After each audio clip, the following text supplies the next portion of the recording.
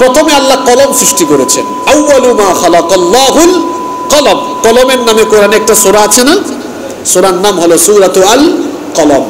কলম হচ্ছে আল্লাহর প্রথম সৃষ্টি। আউয়ালু মা খালাকাল্লাহুল কলম, বুখারীর হাদিস। প্রথমে আল্লাহ কলম সৃষ্টি করেছেন। কলম সৃষ্টি করার পরে আল্লাহ কলমকে অর্ডার দিয়েছেন, উক্তুব, লিখো। কলম তখন আল্লাহ তাআলাকে প্রশ্ন করেছে, মাযা আকতুব, আমি কি লিখব? আল্লাহ তাআলা তখন কলমকে অর্ডার করলেন, উক্তুব মা হুয়া কাইনুন ইলা ইয়াউমিল কিয়ামা, কিয়ামত পর্যন্ত যা কিছু হবে সব লেখা আরম্ভ করো। কলম তখন আল্লাহর এই আদেশ শুনে লেখা আরম্ভ করলো। সুবহানাল্লাহ।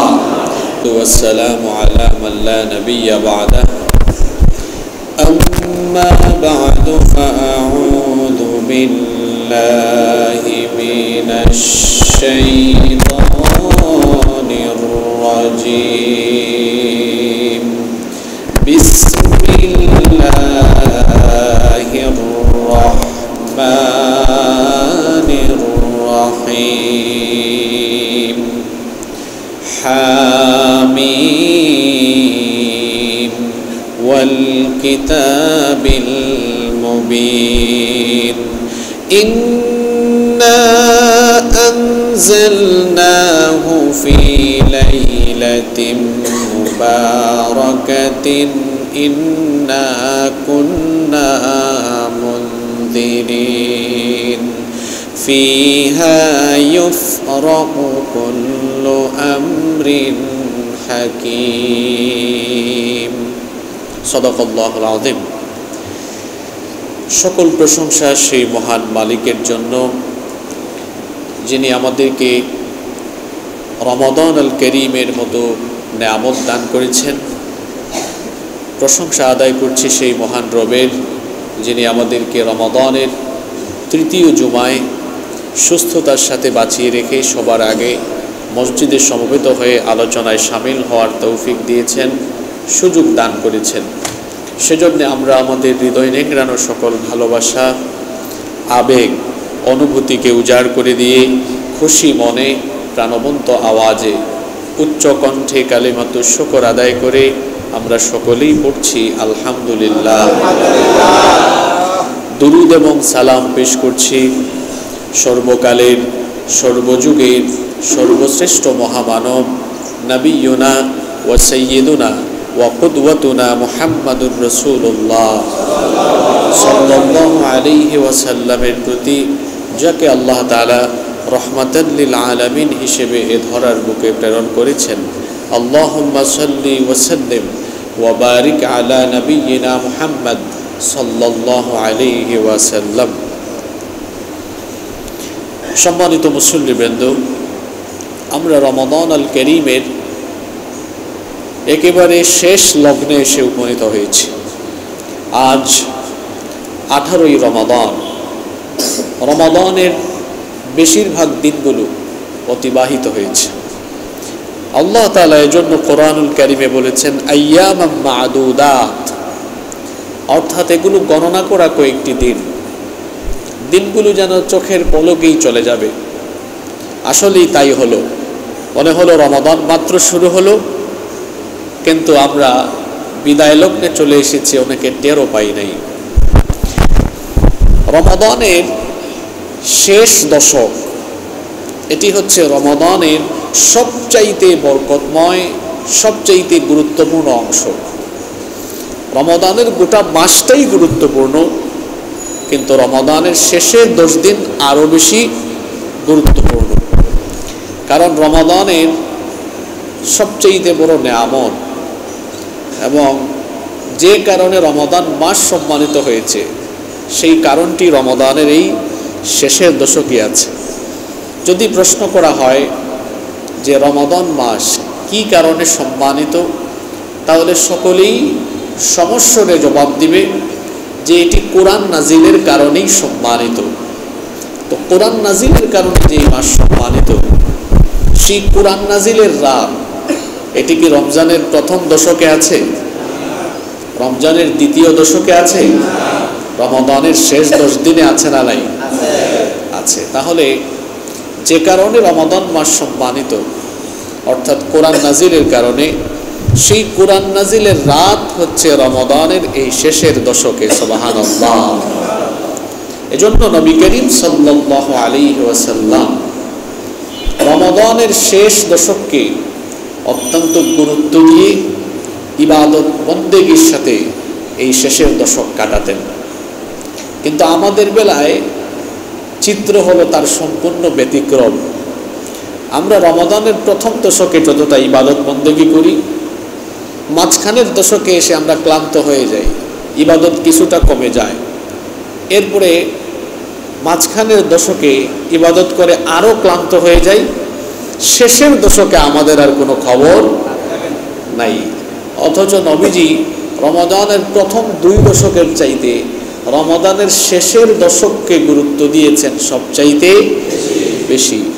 নবীজি শেষ দশকে ইবাদতে গুরুত্ব দিয়েছেন বেশি, আর আমরা শেষ দশকে ঘোরাফেরা আর শপিংয়ে গুরুত্ব দিই সবচেয়ে বেশি। এই হচ্ছে নবীজির সাথে আমাদের আমলের জঘন্য বৈপরীত্য। আল্লাহ তাআলা আমাদেরকে হেফাজত করেন, বলেন আমিন। রমাদানের প্রথম 10 দিনের চাইতে, প্রথম 20 দিনের চাইতে শেষের 10 দিন কত বেশি গুরুত্বপূর্ণ দেখেন। নবী করিম সাল্লাল্লাহু আলাইহি ওয়াসাল্লাম রমাদানের শেষের 10 দিনকে কত গুরুত্ব দিয়েছেন, কত বেশি গুরুত্বের সাথে শেষের দশক কাটিয়েছেন। মুসলিম শরীফের বর্ণনায় হাদিস এসেছে। হাদিস বর্ণনাকারী সাহাবী হচ্ছেন আমাদের মা উম্মুল মুমিনিন আয়েশা রাদিয়াল্লাহু আনহা। তিনি বলেছেন, কানা রাসূলুল্লাহ, সকলেই বলেন সাল্লাল্লাহু আলাইহি ওয়াসাল্লাম, ইয়াজতাহিদু ফিল আশরিল আওয়াখির মিন রমাদান মা লা ইয়াজতাহিদু ফি গায়রিহি। তিনি বলেছেন, রাসূল করিম সাল্লাল্লাহু আলাইহি ওয়াসাল্লাম রমাদানের শেষের দশককে যতটা গুরুত্ব দিয়েছেন, শেষের দশকে যতটা ইবাদতের জন্য চেষ্টা করতেন, বছরের অন্য কোনো সময়ে এত বেশি ইবাদতে মনোনিবেশ করতেন না। অর্থাৎ এই দশককে তিনি এত গুরুত্ব দিয়েছেন। কেমন করে গুরুত্ব দিতেন? ইমাম আহমদ বিন হাম্বল রাহিমাহুল্লাহ তার মুসনাদের ভেতরে হাদিস এনেছেন। এই হাদিসটিও বর্ণনা করেছেন আমাদের মা আয়েশা রাদিয়াল্লাহু আনহা। তিনি বলেছেন, কানা রাসূলুল্লাহ সাল্লাল্লাহু আলাইহি ওয়াসাল্লাম ইয়াখলিতুল 20 বিসালাতিন ওয়া নাওম। তিনি বলেছেন, রমাদানের প্রথম 20 দিন রাতের বেলা নবীজি কিছু সময় সালাত আদায় করতেন, আবার কিছু সময় ঘুমাতেন। কিন্তু ফাইদা কানা লাশ, যখন রমাদানের শেষ দশক চলে আসতো, আল্লাহর নবী তখন কি করতেন? তিনি বলছেন, শাম্মারা ওয়া শাদ্দাল মিজার। নবীজি তখন রাতের বেলা ঘুমাতেন না, তার পরিধেয় বস্ত্রকে মজবুত করে কোমর বেঁধে, অর্থাৎ তার স্ত্রীদের কাছ থেকে তিনি দূরে থাকতেন। এবং শেষের দশক তিনি কিভাবে ইবাদতে কাটাতেন? অন্য হাদিসে এসেছে, নবী করিম সাল্লাল্লাহু আলাইহি ওয়াসাল্লাম কি করে শেষের 10 রাত কাটাতেন। আমাদের মা বলছেন, শেষের 10 রাতে নবীজি 3টা কাজ করতেন। 1 নাম্বার হলো শাদ্দামি ইজারাহু, তার পরিধেয় বস্ত্রকে তিনি মজবুত করে বাঁধতেন, কোমর বেঁধে দাঁড়িয়ে যেতেন। মুহাদ্দিসিনে কেরাম এই শাদ্দামি ইজারাহু এর ব্যাখ্যায় বলেছেন, অর্থাৎ শেষের 10 দিন তিনি তার স্ত্রীদের কাছেও যেতেন না। পারিবারিক, সাংসারিক, সামাজিক সকল কাজ ইস্তফা দিয়ে এই শেষের দশক তিনি আল্লাহর সান্নিধ্যে, আল্লাহর সাথে সম্পর্ক স্থাপনের জন্য ইবাদতে মনোনিবেশ করতেন, তার স্ত্রীদের কাছেও যেতেন না। 2 নাম্বার হলো আহইয়া লাইলাহু, সারা রাত জেগে থাকতেন, সারা রাত জেগে জেগে ইবাদত করতেন। 3 নাম্বার হলো শুধু নিজে ইবাদত করতেন না, ওয়া আইকাদা আহলাহু, তার পরিবারের লোকদেরকেও ইবাদতের জন্য জাগিয়ে দিতেন। 3টা কাজ করতেন। 1 নাম্বার, স্ত্রীদের কাছে তিনি যেতেন না, পারিবারিক, সাংসারিক, সামাজিক সকল ব্যস্ততা থেকে নিজেকে গুটিয়ে ফেলতেন। 2 নাম্বার, শেষের 10 রাত একবারের জন্য বিছানার সাথে পিঠ লাগাতেন না। 3 নাম্বার, তিনি নিজে নিজে শুধু ইবাদত বন্দেগী করতেন না, তার পরিবারের লোকদেরকেও জাগিয়ে দিতেন যেন তারা শেষের দশকে সারা রাত জেগে জেগে ইবাদত বন্দেগী করতে পারে। সুবহানাল্লাহ। আমরা কি করব? আমরাও নবীজির এই তিনটা আমল শেষের দশকে করব, জোরে বলি ইনশাআল্লাহ। এক নাম্বার, পারিবারিক সামাজিক যত ব্যস্ততা আছে সব কিছু থেকে ফ্রি হয়ে যান। সময় আছে আর মাত্র 2 দিন, আজকে 18, কালকে 19। এই 2 দিনের মধ্যে পারিবারিক সামাজিক বা অন্যান্য যত ব্যস্ততা আছে শেষ করে ফেলুন। ঈদের শপিং যদি বাকি থাকে তাও করে ফেলুন, শেষের দশকে গিয়ে ঝামেলা করেন না, সব সেরে ফেলেন। নবীজির একটা সুন্নতের উপর আমল আপনি করেন। গোটা পৃথিবীর সব কিছুকে যদি পাল্লায় এক পাল্লায় রাখা হয় আর নবীর একটা সুন্নতকে যদি আরেক পাল্লায় রাখা হয়, বলেন তো নবীর একটা সুন্নতের সমান কি হবে? একটা সুন্নতকে আপনি মহব্বত করেন। নবীজি কি করতেন? শেষের দশকে পারিবারিক সামাজিক যত ব্যস্ততা আছে সব ব্যস্ততা থেকে নিজেকে শেষের দশকের আগে ফ্রি করে ফেলতেন। আপনিও নিজেকে ফ্রি করে ফেলুন। 2 নাম্বার, সারা রাত জেগে থাকতেন। অবশ্য আমরাও শেষের দশকে রাত জাগি, এই সুন্নত মিল আছে, শুধু আমলে বেশ কম আছে। আমলে কি বেশ কম আছে? আমরা রাত জেগে জেগে শপিং মলে ঘোরাফেরা করি। পুরুষের চাইতে মহিলারা এই ক্ষেত্রে বড় অ্যাডভান্স। আমি আমার ব্যক্তিগত প্রয়োজনে এই গেল সপ্তাহে 2-1 দিন রাতের বেলা বের হতে হয়েছে আমার। বের হওয়ার পরে দেখলাম রাস্তাঘাটের যে অবস্থা, আরে বাপরে বাপ, পুরুষের চাইতে রাস্তাঘাটে নারীর সংখ্যা অনেক বেশি। এগুলো কিয়ামতের আলামত। কিয়ামতের, আপনাদের মনে আছে কিনা জানি না, এই তো রমাদানের আগেই তো আমরা কিয়ামত নিয়ে লম্বা আলোচনা করেছি। সেখানে বলেছি কিয়ামতের আগে নারীরা বেপরোয়া চলাফেরা আরম্ভ করবে, এগুলো কিয়ামতের আলামত। আর দিন যত যাচ্ছে আমরা বলি মানুষ নাকি আপডেট হচ্ছে, কিন্তু আমার কাছে মনে হয় দিন যত যাচ্ছে মানুষ আরো উশৃঙ্খল বিশৃঙ্খল হয়ে যাচ্ছে। আপনি বলবেন কিভাবে? আমরা রাস্তাঘাটে বের হলে 20 বছর আগের চিত্র আর এখনকার চিত্র একরকম দেখি না। যখন ছোট্ট ছিলাম, আমি তো গ্রামে বড় হয়েছি, তখনও দেখেছি। ছোটবেলায় ক্লাস 3, 4, 5-এ যখন পড়তাম দেখতাম গ্রামে গঞ্জে মহিলারা যখন বের হতেন, এরকম সুন্দর দিন, কোনো বৃষ্টি নাই, কিছুই নাই, তাও হাতের মধ্যে ছাতা থাকতো তাদের। রোদও নাই, বৃষ্টিও নাই, তাও ছাতা। এমনকি শীতের দিনেও হাতে ছাতা। তো ভাবতাম শীতের দিনে হাতে ছাতা কেন? রোদও নাই, বৃষ্টিও নাই। তো মহিলারা উত্তর দিতেন যে বৃষ্টি নাই কিংবা রোদ নাই, তাতে কি হয়েছে? মানুষের নজর তো আছে। মহিলারা ছাতা নিয়ে বের হয়েছেন, পরপুরুষ দেখলেই ছাতা দিয়ে নিজেকে আড়াল করে নিয়েছেন। যাদের বয়স 30-35-এর বেশি, বলেন তো এই চিত্র আমাদের গ্রামেগঞ্জে ছিল কি ছিল না? এখন ছাতা বাদ দেন, পারে না নিজের সব খুলে একদম দেখায় ফেলতে। দিন যত যাচ্ছে উশৃঙ্খলতা তত বাড়ছে। গ্রামেগঞ্জে এখনো বাংলাদেশের কিছু গ্রাম আছে, ওই উত্তরবঙ্গের দিকে গেলে দেখবেন একটা ট্রাক ঢুকেছে, একটা বাস ঢুকেছে, একটা গাড়ি ঢুকেছে, মানুষ দেখলে রাস্তার সাইডে চলে যায় একদম ভয়ের চোটে যে যান বাঁচা। আর শহরাঞ্চলে আপনি দেখবেন তার উল্টা, আপনাকে থামাই দিবে হাত দিয়ে, তুই থাম, আমি আগে যাই। কি বলেন, আছে না নাই? এই জুমা পরেই যাবেন, আপনি দেখবেন আপনার প্রাইভেট কারকে আটকাই ফেলবে মহিলারা। কি বলেন, আছে না নাই? তো আমি বলছিলাম দিন যত যাচ্ছে আমাদের উগ্রতা উশৃঙ্খলতা যেন আরো বেশি বাড়ছে। শেষের দশকে একটা সুন্নতের মিল আছে, আমরাও রাত জাগি, কিন্তু নবীজির সাথে আমলের বেশ কম আছে। নবীজি রাত জেগে কি করতেন? ইবাদত। আর আমরা রাত জেগে ঘোরাফেরা, শপিং। আর এই মহিলারা ঘর থেকে বের হয়েছে কিভাবে? আপনারা কন্ট্রোল করতে পারেন নাই। এজন্য মহিলারা ঘর থেকে বের হয়েছে। একজন মহিলা বেপরদা হওয়ার পেছনে 4 জন পুরুষ মানুষ দায়ী। কয়জন? জোরে বলেন। 1 নাম্বার তার পিতা, তার বাবা তাকে পর্দায় রাখতে পারেনি, তার বাবা দায়ুস। 2 নাম্বার তার হাজবেন্ড, তার স্বামী, যে স্বামী তার স্ত্রীকে পর্দায় রাখতে পারে না, ওটা দায়ুস স্বামী। 3 নাম্বার তার বড় ভাই হয়তো তার বোনকে পর্দায় রাখতে পারেনি, এটা দায়ুস বড় ভাই। 4 নাম্বার বড় ছেলে। কয়জনের কথা বললাম?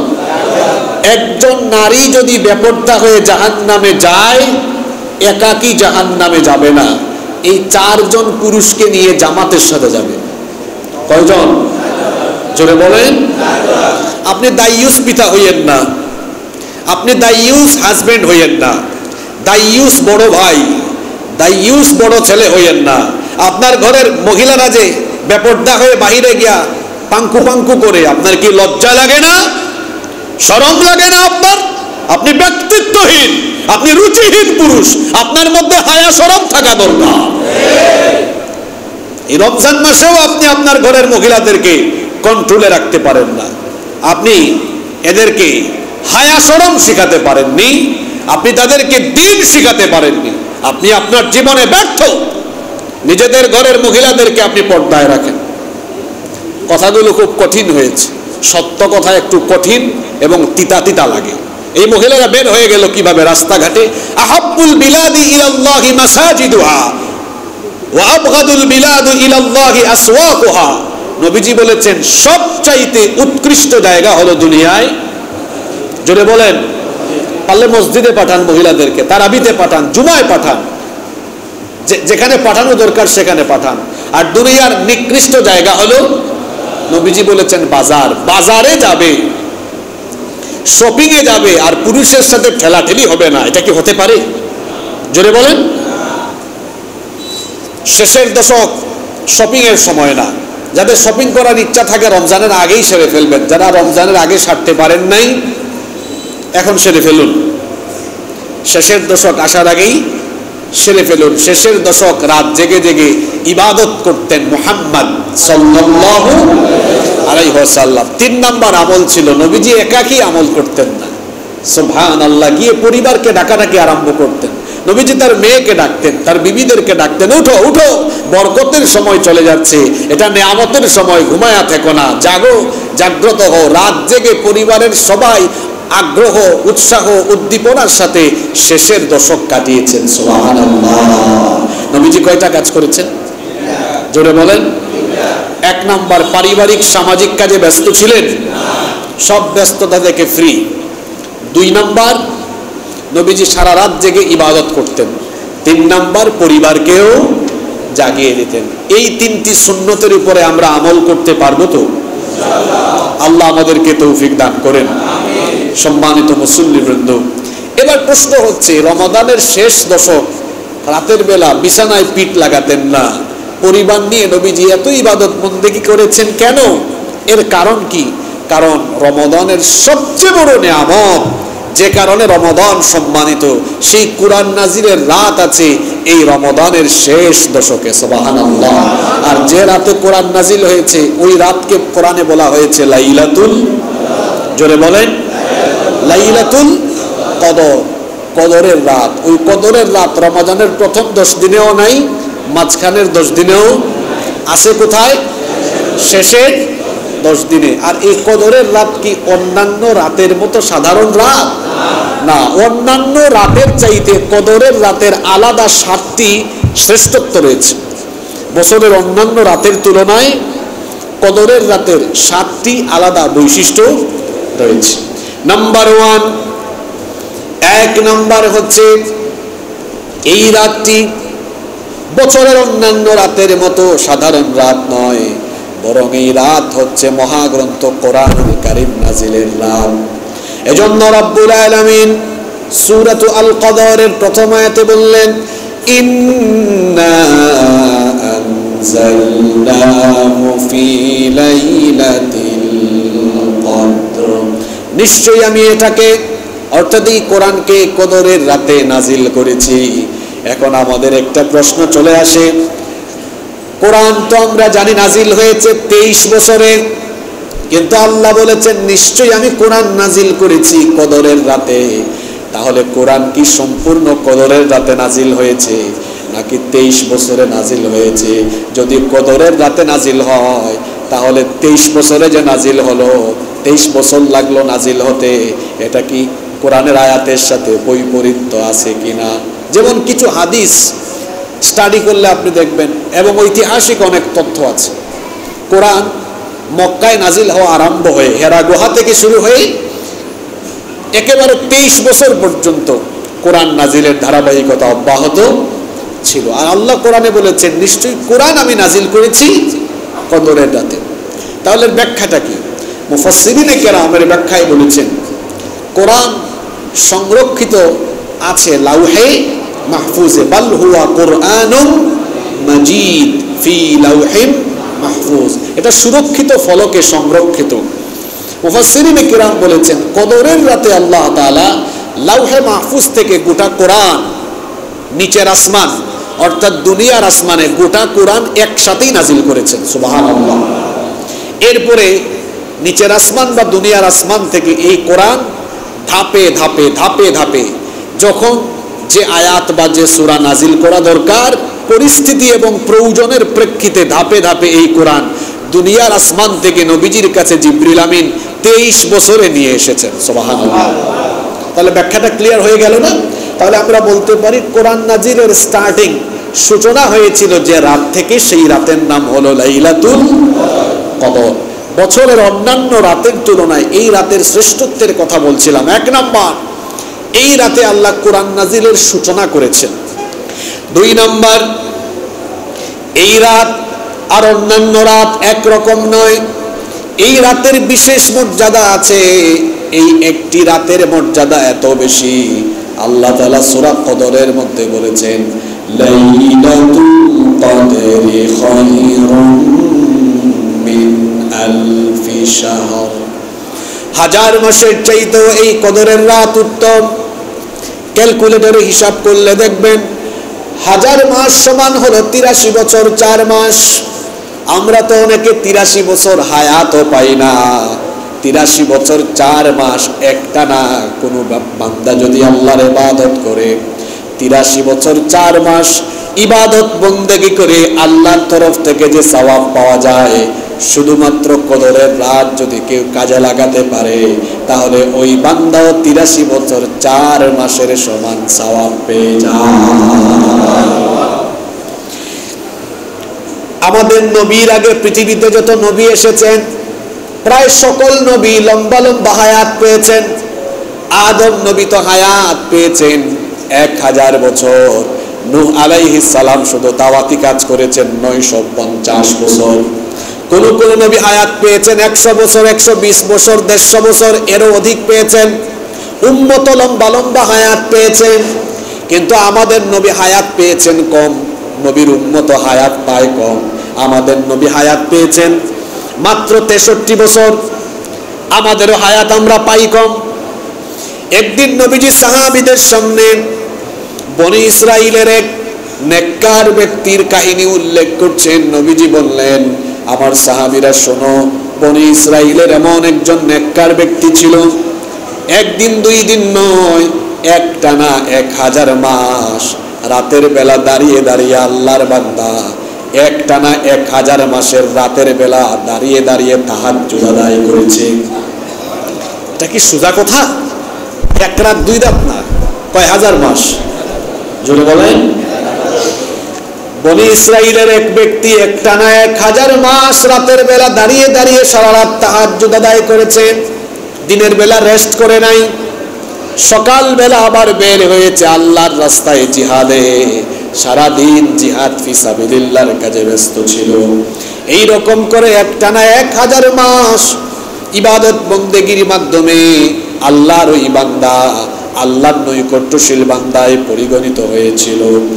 এই কথা শুনে সাহাবায়ে কেরাম নবীজিকে তখন বললেন, ইয়া রাসূলুল্লাহ, সকলেই পড়েন সাল্লাল্লাহু আলাইহি ওয়াসাল্লাম, কিয়ামতের ময়দানে যখন সকল নবীর উম্মত হাজির হয়ে যাবে, তখন তো দেখা যাবে আপনার উম্মতের চাইতে অন্য নবীর উম্মতদের মর্যাদা বেশি হবে, কারণ তারা হায়াত পেয়েছে বেশি, আমলও করেছে বেশি। আমরা তো হায়াত পেলাম কম, আমলও করতে পারবো কম, সুতরাং তাদের চাইতে তো আমরা পিছিয়ে থাকবো। তারা যখন আফসোস করতে লাগলেন, এমন সময় আল্লাহ তাআলা সূরাতুল কদর নাজিল করে আল্লাহ তাআলা নবীজিকে বললেন, নবী আপনার সাহাবীদেরকে জানিয়ে দেন আপনার উম্মত হায়াত পেয়েছে কম, কিন্তু সুবিধা পাবে অন্যান্য উম্মতের চাইতে কম না বেশি? হায়াত পেয়েছে অন্যান্য উম্মতের চেয়ে কম, কিন্তু আমার কাছ থেকে সুবিধা পাবে অন্যদের থেকে অনেক বেশি। আপনার উম্মত লম্বা হায়াত পাবে না, ঠিক আছে, কিন্তু আপনার উম্মতকে আমি প্রত্যেক বছরে এমন একটি মহিমান্বিত, এমন একটি মর্যাদাপূর্ণ রাত দিলাম, যেই রাত হলো লাইলাতুল কদর, কদরের রাত।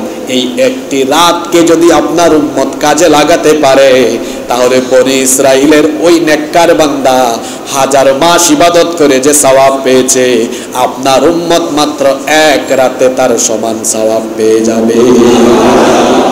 আমাদের এক রাতের ইবাদত আর বনি ইসরাইলের নেককার বান্দার 1000 মাসের ইবাদত সমান। আল্লাহু আকবার! কত বড় গিফট এটা আমাদের জন্য আল্লাহর তরফ থেকে, সুবহানাল্লাহ। পৃথিবীর কোন নবী রাসূলের উম্মতকে আল্লাহ কদরের মতো এত দামি নিয়ামত দেন নাই, আল্লাহ আমাদেরকে দিয়েছেন, এজন্য শুকরিয়া হিসাবে পড়ছি আলহামদুলিল্লাহ। এক রাতের আমল 1000 মাসের চাইতে উত্তম। 3 নাম্বার, কেন কদরের রাত বছরের অন্যান্য রাতের চেয়ে আলাদা? কারণ স্বয়ং রব্বুল আলামিন এই রাতকে মুবারক রাত, বরকতময় রাত বলেছেন। বরকত হলো আরবি শব্দের অর্থ হলো প্রাচুর্য, কল্যাণ বা সমৃদ্ধি। কোন বিষয়ে যখন আল্লাহর তরফ থেকে কল্যাণ আসে, সমৃদ্ধি আসে, তখন দুনিয়া আখিরাতে সফলতা পাওয়া যায়। আল্লাহ তাআলা বলছেন যে কদরের রাত আমি তোমাদেরকে দিয়েছি, এই কদরের রাত হলো বরকতময় রাত। এজন্য আল্লাহ তাআলা সূরা দুখানের 3 নম্বর আয়াতে বলেছেন, ইন্না আনজালনাহু ফি লাইলাতিন মুবারাকাতিন ইন্না কুন্না মুনদিরিন। নিশ্চয়ই এই কোরআন আমি মুবারক বরকতময় রজনীতে নাজিল করেছি, সুতরাং এই রাতে যারা ইবাদত করবে তারাও আল্লাহর বরকত লাভ করবে, সুবহানাল্লাহ। 4 নাম্বার, এই কদরের রাত বছরের অন্যান্য রাতের মতো নয়। এই রাতে জিবরিল আমিন এবং আল্লাহর অসংখ্য ফেরেশতারা জমিনে আল্লাহর হুকুম আহকাম নিয়ে অবতরণ করে। এজন্য আল্লাহ তাআলা সূরা কদরের 4 নম্বর আয়াতে বলেছেন, তানাজ্জালুল মালাইকাতু ওয়ার-রূহু ফিহা বিইذনি রাব্বিহিম মিন কুল্লি আমর। রুহুল আমিন অর্থাৎ সাইয়্যিদনা জিবরিল এবং অসংখ্য ফেরেশতারা এই রাতে আল্লাহর হুকুম আহকাম নিয়ে অবতরণ করে। এজন্য অনেক তাফসীরের কিতাবে এসেছে লাইলাতুল কদরকে বলা হয় লাইলাতুদ দিক। দিক মানে হলো সংকীর্ণ, লাইলাতুদ দিক মানে হলো সংকীর্ণতার রাত। এখন বলবেন হুজুর এত বরকতের রাতে কি সংকীর্ণ হয়ে যায়? মুফাসসিরিনে কেরামের ব্যাখ্যায় বলেছেন, কদরের রাতে আল্লাহ এত সংখ্যক রহমতের ফেরেশতা নাজিল করেন, ফেরেশতারা নাজিলের কারণে, এত সংখ্যক রহমতের ফেরেশতা নাজিলের কারণে ফেরেশতাদের পদচারণায় গোটা জমিন একেবারে সংকীর্ণ হয়ে যায়। এত বেশি ফেরেশতা এই রাতে নাজিল হয়। 5 নাম্বার, এই কদরের রাতকে আল্লাহ তাআলা বলেছেন নিরাপত্তার রাত, শান্তির রাত। এজন্য সূরা কদরের শেষ আয়াতে আল্লাহ বলেছেন, পড়েন আমার সঙ্গে, সালামুন হিয়া হাত্তা মাতলাইল ফজর। ফজর হওয়া পর্যন্ত পুরো রাত হচ্ছে শান্তিময়, পুরো রাত হচ্ছে নিরাপত্তার রাত, সুবহানাল্লাহ। 6 নম্বরে, এই রাতের শ্রেষ্ঠত্ব হলো এই রাত অন্যান্য রাতের মতো নয়। এই রাত হলো বার্ষিক বাজেটের রাত। এই রাতে মানুষের ভাগ্যের ভাঙা গড়া চলে। এই রাত হলো ভাগ্য নির্ধারণের রাত, এটা হলো ভাগ্য রজনীর রাত। আগামী 1 বছর কে জন্মগ্রহণ করবে, কে মারা যাবে, কার রিজিক কতটুকু হবে, অর্থাৎ সব কিছুর চূড়ান্ত ফয়সালা, চূড়ান্ত বাজেট যে রাতে দেওয়া হয়, সেই রাতের নাম হলো লাইলাতুল কদর। এজন্য আল্লাহ সূরা দুখানের 4 নম্বর আয়াতে বলেছেন, ফিহা ইউফরাকু কুল্লু আমরিন হাকীম। এই রাতে প্রত্যেক প্রজ্ঞাপূর্ণ বিষয়ের চূড়ান্ত ফয়সালা করে দেওয়া হয়। এজন্য ইবনে আব্বাস রাদিয়াল্লাহু আনহুমা তিনি রমজান মাসে বিশেষ করে শেষ দশকে কাউকে দেখলে বলতেন, যে ব্যক্তি হেঁটে যায় হতে পারে সে এই ব্যক্তি আগামী বছরের মৃত মানুষ। কথা বুঝেন নাই? আগামী বছরের মৃত মানুষ, আগামী বছরে কে মারা যাবে এটা কি আমরা জানি? তো তিনি এটা বলার পরে এই আয়াতটা পড়তেন, ফিহা ইউফরাকু কুল্লু আমরিন হাকীম। কারণ এই রাতে মানুষের ভাগ্যের ফয়সালা হয়। এই মসজিদে যারা আছেন, এখানেও হয়তো অনেক মানুষ বসে আছেন যারা আগামী বছরের মৃত্যুবরণকারীদের লিস্টের খাতায় আছেন, যিনি আগামী বছর চলে যাবেন। একটা হাদিস আছে, আল্লাহর হাবিব বলেছেন, আল্লাহ তাআলা সবকিছু সৃষ্টি করার 50,000 বছর আগে মানুষের তাকদীর লিখে দিয়েছেন। প্রথমে আল্লাহ কলম সৃষ্টি করেছেন, আউয়ালু মা খালাকাল্লাহুল কলম। কলমের নামে কোরআনে একটা সূরা আছে না? সূরার নাম হলো সূরাতু আল কলম। কলম হচ্ছে আল্লাহর প্রথম সৃষ্টি। আউয়ালু মা খালাকাল্লাহুল কলম, বুখারীর হাদিস। প্রথমে আল্লাহ কলম সৃষ্টি করেছেন। কলম সৃষ্টি করার পরে আল্লাহ কলমকে অর্ডার দিয়েছেন, উক্তুব, লিখো। কলম তখন আল্লাহ তাআলাকে প্রশ্ন করেছে, মাযা আকতুব, আমি কি লিখব? আল্লাহ তাআলা তখন কলমকে অর্ডার করলেন, উকতুব মা হুয়া কাইনুন ইলা ইয়াউমিল কিয়ামা, কিয়ামত পর্যন্ত যা কিছু হবে সব লেখা আরম্ভ করো। কলম তখন আল্লাহর এই আদেশ শুনে লেখা আরম্ভ করলো। সুবহানাল্লাহ। আল্লাহর হাবিব বলেছেন অন্য হাদিসে, এভাবে কলম আল্লাহর আদেশ পেয়ে মানুষ, আসমান জমিন সবকিছু সৃষ্টির 50,000 বছর আগে আল্লাহ তাকদীর লিখিয়েছেন, তাকদীরকে লিপিবদ্ধ করে রেখেছেন। তাহলে প্রশ্ন হলো, যেখানে আমরা সৃষ্টি হওয়ার আরো 50,000 বছর আগে তাকদীর লেখা হয়েছে, সেখানে আবার লাইলাতুল কদরে এই রাতে তাকদীর বা ভাগ্য নির্ধারণ করা হয়, তাহলে কথাটা কি বৈপরীত্য হয়ে গেল না, বিপরীত হয়ে গেল না? নিশ্চয়ই না, বিপরীত হয়ে যায় নাই। কারণ ওই 50,000 বছর আগের যে তাকদীর লিপিবদ্ধ করা হয়েছে ওটা চূড়ান্ত, ওইটা ফিক্সড। আর প্রত্যেক লাইলাতুল কদরে বছরে বছরে যে আপনার ভাগ্য নির্ধারণ করা হয়, এটা হচ্ছে আগামী 1 বছরের। এটা একটা উদাহরণ দিলে আপনি বুঝবেন। মনে করেন কেউ তার দেশের জন্য আগামী 20 বছরের একটা প্ল্যান নিল, তাই বলে কি 20 বছরের বাজেট সে একবারই দেয়? বছরে বছরে কি আবার বাজেট দেওয়া লাগে না? দেওয়া লাগে। তো 50,000 বছর আগে তাকদীর লেখা হয়েছে ঠিক, কিন্তু এরপরেও বছরে বছরে প্রত্যেক বছরে কার রিজিক কতটুকু, কে মারা যাবে, কে আসবে যাবে, এগুলো প্রত্যেক বছর লাইলাতুল কদরের রাতে আবারও ফেরেশতাদের মাধ্যমে আল্লাহ তাআলা ফেরেশতাদেরকে এগুলো জানিয়ে দেন। সুবহানাল্লাহ। এটা অন্যান্য রাতের মতো রাত নয়। এরপরে এই কদরের রাতের আরেকটা শ্রেষ্ঠত্ব হলো, 7 এবং সর্বশেষ হলো, এই রাত বছরের অন্যান্য রাতের মতো রাত নয়। এই রাতকে যারা কাজে লাগাতে পারবে, এই রাত যদি কারো নসিব হয়ে যায়, এই রাতে কেউ যদি নামাজে দাঁড়িয়ে থাকে, ইবাদত গুজার হয়ে যায়, আল্লাহর নবী বলেছেন, বুখারী এবং মুসলিম শরীফের হাদিস, নবীজি বলেছেন, মান কামা লাইলাতাল কদরি ঈমানান ওয়া ইহতিসাবান গুফিরা লাহু মা তাকদ্দামা মিন যামবি। নবীজি বলেছেন, যে ব্যক্তি ঈমান আর ইহতিসাবের সাথে নিজেকে সংশোধনের উদ্দেশ্যে কদরের রাতে যে ব্যক্তি সালাতে দাঁড়িয়ে থাকে, আল্লাহ তাআলা তার পিছনের জীবনের সকল গুনাহগুলোকে মাফ করে দিবে। এই শেষের 10 দিন আল্লাহর ওয়াস্তে কাজে লাগান। লাইলাতুল কদর যদি আপনার নসিব হয়ে যায়, গোটা জিন্দেগির গুনাহ আল্লাহ মাফ করে দিবেন। সুবহানাল্লাহ। কত গুনাহ আমরা করেছি, গুনাহের কোনো হিসাব নাই। যুবক ভাইদেরকেও বলছি, গুনাহের তো কোনো হিসাব আমাদের নাই, এত গুনাহ আমরা করেছি। এই যে কাপড় চোপড় আমরা পরিধান করি, কাপড় চোপড় ময়লা হয়ে গেলে আমরা ডিটারজেন্ট পাউডার, সার্ফ এক্সেল বা সাবান দিয়ে পরিষ্কার করি। গুনাহ কিভাবে পরিষ্কার করবেন? গুনাহ তো সাবান দিয়ে, ডিটারজেন্ট পাউডার দিয়ে, সার্ফ এক্সেল দিয়ে পরিষ্কার হয় না। গুনাহ পরিষ্কারের মেডিসিন হলো চোখের পানি। এজন্য বুখারী, মুসলিম, তিরমিজি সহ বিখ্যাত হাদিসের 5টি গ্রন্থে এই হাদিস এসেছে। 7 শ্রেণীর মানুষকে রব্বুল আলামিন কিয়ামতের দিন আরশের ছায়ার নিচে জায়গা দিবেন।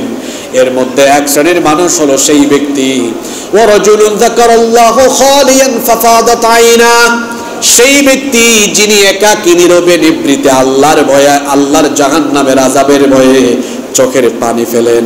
আমাদের অনেকের দিল নরম হয় না, শক্ত হয়ে গিয়েছে পাথরের মতো, চক্ষু থেকে পানি বের হয় না। রমজান মাস, এই মাসকে ভালোভাবে কাজে লাগান, নিজের গুনাহগুলোকে সাফ করার জন্য, পরিষ্কার করার জন্য। শেষের দশক প্রত্যেকটি রাতে গুনাহের জন্য অনুতপ্ত হয়ে চোখের পানি ছাড়েন, তাহাজ্জুদের নামাজে দাঁড়ান, সাজদায় গিয়ে চোখের পানি ছেড়ে দেন, সাজদায় গিয়ে চোখের পানি ছাড়েন, বেশি বেশি দোয়া করেন। যদি আপনার চোখের পানিগুলো অনুশোচনার পানির ফোঁটা হয়, তাহলে এই অনুশোচনার চোখের পানির ফোঁটা আপনার নাকের ডগায় আসার আগে মাত্র 2 ফোঁটা চোখের পানি দিয়ে আল্লাহ আপনার আমলনামার সকল গুনাহগুলোকে ধুয়ে মুছে সাফ করে দিবে। 2 ফোঁটা পানি ছাড়েন। শেষের দশকে একটু কান্নাকাটি করেন,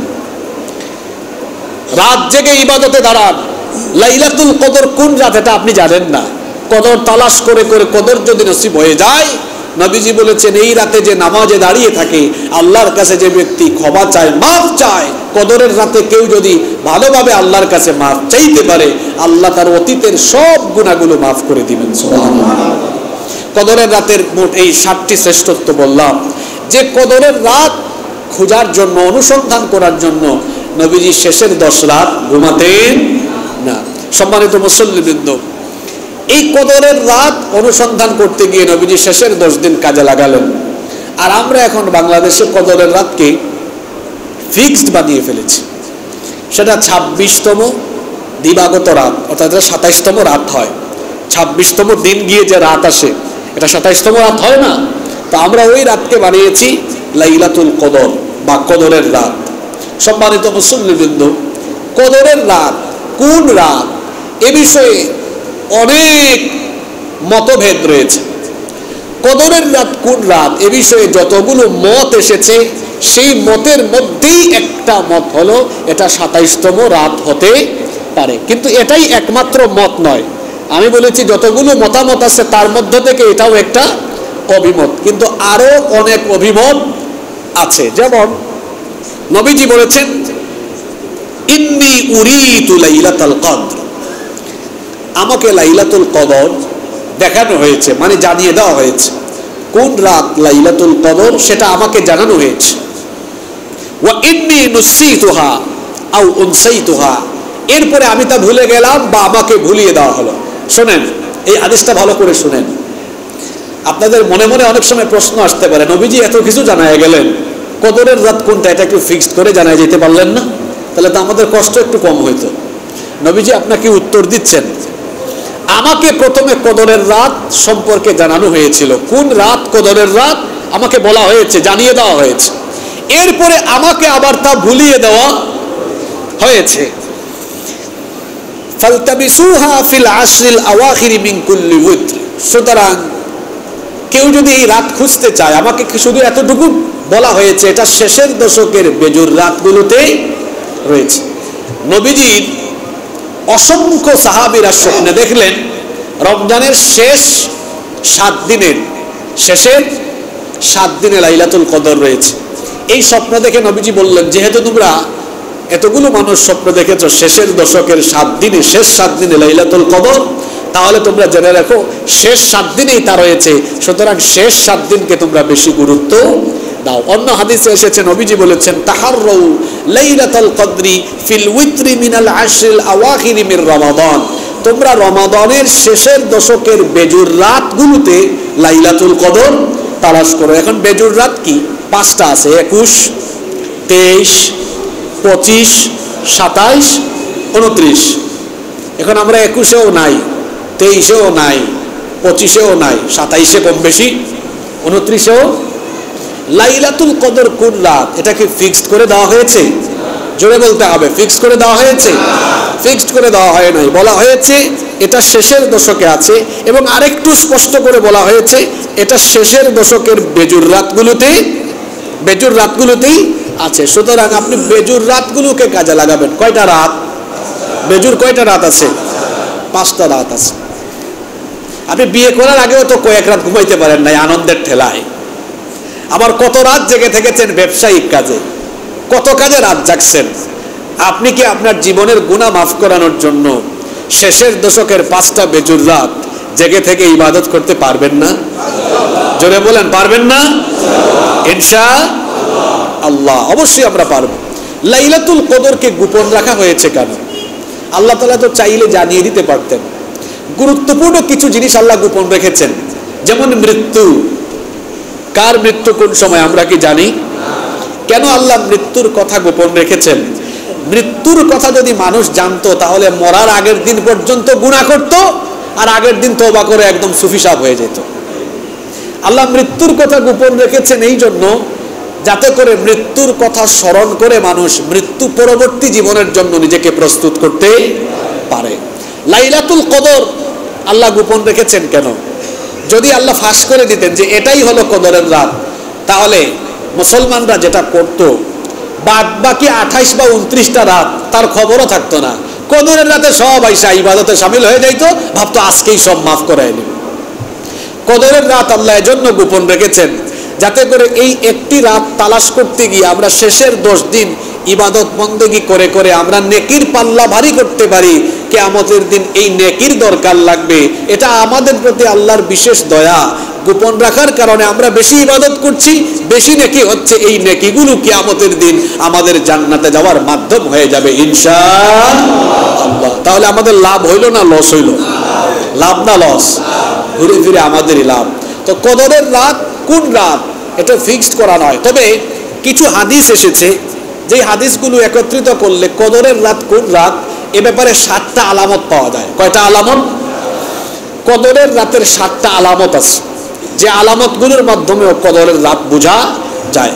সেই 7টা আলামত কি? 1 নাম্বার হচ্ছে সেই রাতটি গভীর অন্ধকারে ছেয়ে যাবে না।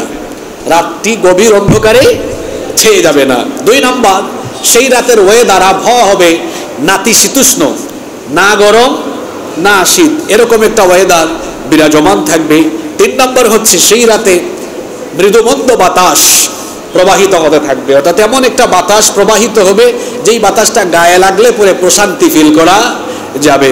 4 নাম্বার, কদরের রাত যেই রাত হবে সেই রাতে মানুষ ইবাদত করে মজা পাবে, অর্থাৎ সেই রাতের ইবাদতে মানুষ তৃপ্তি পাবে, প্রশান্তি পাবে, শান্তি পাবে, বুঝবে যে না আজকে আমি শান্তি পাচ্ছি ইবাদতে বেশি।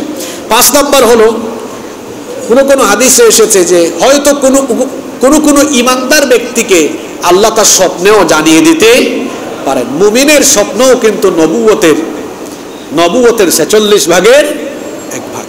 ওই রাতে 6 নাম্বার, ওই রাতে বৃষ্টি বর্ষণ হতে পারে। 7 নাম্বার, সকালবেলা যে সূর্য উঠবে সেই সূর্যে খুব তেজ থাকবে না, হালকা আলোকরশ্মি সহ সূর্যোদয় হবে, যেটা হবে পূর্ণিমার চাঁদের মতো। এই 7টি আলামতের কথা বলা হয়েছে। তো লাইলাতুল কদর বেজুর রাতগুলোতে হয়। আর এই রাত সবসময় প্রত্যেক বছর একই রাত নাও হতে পারে, ঘুরে ফিরে আসতে পারে। যেমন কোনো বছর এটা 25তম রাতে হতে পারে, কোনো বছর 27তম রাতে হতে পারে, কোনো বছর 29তম রাতও হতে পারে, 21ও হতে পারে, 23ও হতে পারে। মোট কথা হলো এই, যেহেতু লাইলাতুল কদর ফিক্স নয়, এটা রমাদানের শেষ দশকে আছে, এজন্য রমাদানের শেষ দশক আমরা ইবাদত বন্দেগীতে কাজে লাগাবো যাতে লাইলাতুল কদর আমাদের কারো মিস হয়ে না যায়। নবীজি বলেছেন, মান হুরিমা খায়রাহা ফাকাদ হুরিমা, যে ব্যক্তি এই কদরের কল্যাণ থেকে বঞ্চিত হলো, লাইলাতুল কদর যে মিস করলো সেজন্য মহা কল্যাণ মিস করে ফেললো, সেজন্য মহা কল্যাণ থেকে বঞ্চিত হয়ে গেল। সম্মানিত মুসল্লিবৃন্দ, আমরা যেন এই লাইলাতুল কদর মিস করে না ফেলি। সেজন্য আসুন এই সিদ্ধান্ত গ্রহণ করি, শেষের 10 রাত আমরা নিজেরা এবং নিজেদের পরিবার পরিজনদেরকে নিয়ে শেষের 10 রাত আমরা ইবাদতে কাটাবো ইনশাআল্লাহ। এই কদর যেন মিস হয়ে না যায়, এজন্য নবীজি ইতিকাফে চলে যেতেন। ইতিকাফ এটা আরবি শব্দ, এর বাংলা অর্থ হলো আবদ্ধ হওয়া, কোনো স্থানে নিজেকে আটকে রাখা।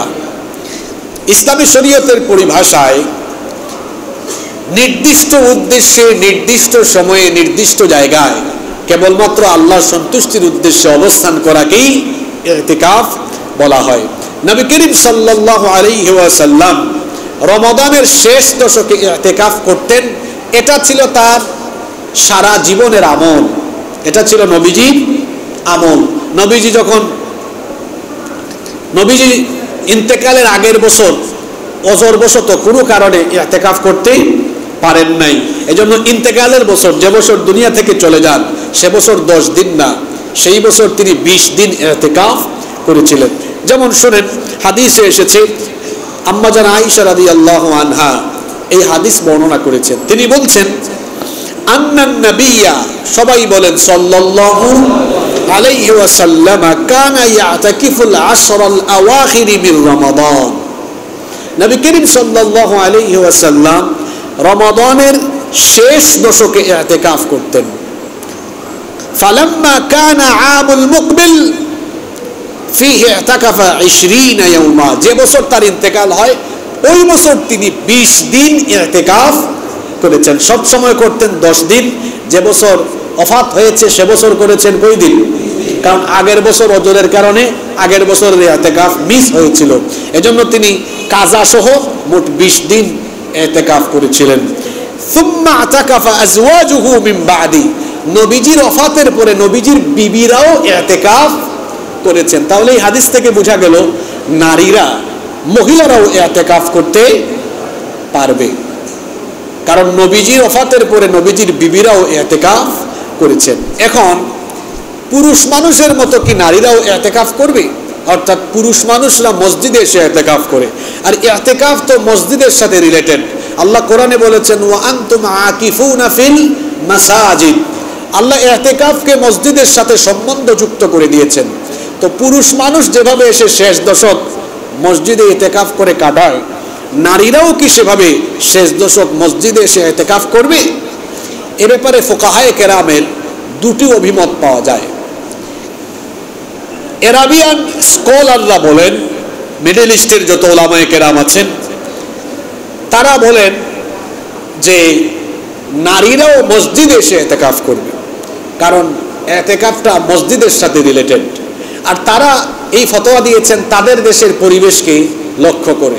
আপনারা যারা আরব দেশে গিয়েছেন দেখেছেন, আরব দেশে প্রায় সকল মসজিদেই নারীদের জন্য আলাদা ব্যবস্থাপনা রয়েছে। নারীদের ওয়াশরুম আলাদা, নারীদের টয়লেট আলাদা, নারীদের জন্য আলাদা করে পর্দার সাথে নামাজের জায়গা করে দেওয়া আছে। তো তারা তাদের দেশের পরিবেশের দিকে খেয়াল রেখে এই ফতোয়া দিয়েছেন যে নারীরা পুরুষ মানুষের মতোই মসজিদে এসে ইতিকাফ করবে। কিন্তু আমাদের দেশের উলামায়ে কেরাম এবং এই ভারতীয় উপমহাদেশের উলামায়ে কেরাম আমাদের এই অঞ্চলের পরিবেশের দিকে খেয়াল করে তারা বলছেন, না, নারীরা মসজিদে নয়, বরং তারা তাদের বাড়িতে ইতিকাফ করবে। কারণ আমাদের দেশের সকল মসজিদে নারীদের জন্য সালাত আদায়ের কোনো ব্যবস্থাপনা নাই। তাদের ওযুখানা, টয়লেট, ওয়াশরুম আলাদা কোনো ব্যবস্থাপনা যেহেতু নাই, নারীরা মসজিদে আসবে না। নারীরা তারা যখন ইতিকাফ করবে, তারা তাদের বাড়িতে, তাদের বাসা বাড়ির যে কক্ষে, যে কামরায় তারা থাকেন, ওই কক্ষে, ওই কামরার কোনো একটা জায়গা তারা সিলেক্ট করে নেবেন যে এই জায়গায় তিনি শেষের 10 দিন বা যতদিন ইতিকাফ করবেন এখানেই তিনি নামাজ আদায় করবেন, এখানেই তিনি কোরআন তেলাওয়াত, জিকির, আজকার, তাসবিহ, তাসলিল, এরপরে তাসবিহ, তাহলিল সহ ইবাদত বন্দেগী করবেন। প্রয়োজনে ওয়াশরুমে যাওয়া আসা করবেন, খাওয়া দাওয়া, পানাহার, থাকা সব এই এক জায়গায় হবে। কোনো একটা কামরার একটি নির্ধারিত জায়গা সিলেক্ট করে নারীরা সেখানে ইতিকাফ করবে। এটা হচ্ছে আমাদের দেশের উলামায়ে কেরামের ফতোয়া। তাহলে এই দুটি অভিমতকে আমরা একত্রিত করে আমরা যেটা বলতে পারি যদি কোনো মসজিদ এরকম থাকে নারীদের জন্য ব্যবস্থাপনা ভালো, তো নারীরা করতে পারে, অসুবিধা নেই। আর যদি এরকম ব্যবস্থাপনা না থাকে, তো নারীরা তাদের বাসা বাড়িতে ঘরেই ইতিকাফ করতে পারবেন, এতে কোনো অসুবিধা নাই। সম্মানিত মুসল্লিবৃন্দ, এই ইতিকাফরত ব্যক্তি যিনি আছেন, ইতিকাফরত ব্যক্তি, তার উপর কিছু কর্তব্যও কিন্তু বর্তায়। তার আগে একটা কথা বলি, ইতিকাফ হচ্ছে নবীজির জীবনের একটা গুরুত্বপূর্ণ সুন্নাহ, যেটা নবীজি ওফাতের আগ পর্যন্ত করে গিয়েছেন। কিন্তু আমাদের দেশের গ্রামে গঞ্জে এমনও বেশ কিছু মসজিদ আছে যেখানে গোটা সমাজের, গোটা এলাকার কাউকেই পাওয়া যায় না মসজিদে ইতিকাফে থাকবে। সেজন্য দেখা যায় এলাকার মানুষ অফার ঘোষণা করে, এবছর যিনি ইতিকাফে থাকবেন এলাকার পক্ষ থেকে তাকে 10,000 টাকা, 15,000 টাকা দেওয়া হবে। আপনারা কি এরকম চিত্র কখনো দেখছেন কিনা? হ্যাঁ, এগুলো গ্রামে গঞ্জে কিন্তু আছে, আমি দেখেছি এগুলো নিজের চোখে। তো ইতিকাফের জন্য মানুষকে পয়সা দিতে হবে কেন? হ্যাঁ, কেউ যদি কাউকে হাদিয়া দেয়, হাদিয়া তোফা, সেটা ভিন্ন বিষয়, হাদিয়া তো দেওয়াও সুন্নত, নেওয়াও সুন্নত, কিন্তু ইতিকাফের জন্য টাকা দিয়ে মানুষ ঢোকানোর কোনো প্রয়োজন নাই। আমার যুবক ভাইদেরকে বলবো, ইতিকাফ আপনার চরিত্রকে পরিবর্তন করে দিবে। 10টা দিন একটু মসজিদে দেন না, যুবকদেরকে উৎসাহিত করব, আপনারা আপনাদের নিকটস্থ মসজিদে ইতিকাফে বসে যেতে পারেন। 10 দিন ইতিকাফে বসে দেখেন, আপনি ইতিকাফ থেকে যেদিন বের হবেন নিজের মধ্যে এক ধরনের পরিবর্তন লক্ষ্য করবেন। কারণ এই ইতিকাফে থাকলে পরে আল্লাহর সাথে আপনার একটা সম্পর্ক তৈরি হবে, এই সম্পর্কটা গভীর হবে, এবং এই গভীর সম্পর্কের কারণে আপনার চরিত্র এক ধরনের পরিবর্তন চলে আসবে ইনশাআল্লাহ। এটাই তো ইবাদতের সময় ভাই। আপনি যখন বুড়া হয়ে যাবেন, শরীরের পার্টসগুলো ঠিক মতো কাজ করবে না, তখন দেখা যাবে লম্বা সময় রুকু দিতে পারবেন না, লম্বা সময় সাজদা দিতে পারবেন না। এখনই তো সময়, এখন শরীরের পার্টসগুলো ঠিক আছে, এখন রুকু সাজদা লম্বা করে দেওয়া যাবে, বেশি সময় ইবাদত করা যাবে। এজন্য যুবক ভাইদেরকে বলবো, যাদের এখন তো স্কুল কলেজে মনে হয় বন্ধ হয়ে গিয়েছে, শেষ দশকে বন্ধ থাকবে, যারা স্কুলে পড়েন, কলেজে পড়েন, ইউনিভার্সিটিতে পড়েন, আসেন শেষের 10 দিন একটু মসজিদে আসেন, মসজিদে এসে নিজেকে ইতিকাফে শামিল করেন, আপনার চরিত্র পরিবর্তন হয়ে যাবে ইনশাআল্লাহ। অনেকেই হয়তো ইতিকাফের নিয়ত করে ফেলেছেন, আল্লাহ তাদের নিয়তকে কবুল করেন, বলেন আমিন। ইতিকাফ অবস্থায় একজন মুতাকিফ, ইতিকাফরত ব্যক্তির কিছু দায়িত্ব আছে, করণীয় আছে। সাধারণ ব্যক্তি আর ইতিকাফরত ব্যক্তি একরকম নয়, তাদের মধ্যে চলন বলন, কথাবার্তা, আমল আখলাকের কিছু পরিবর্তন থাকা দরকার।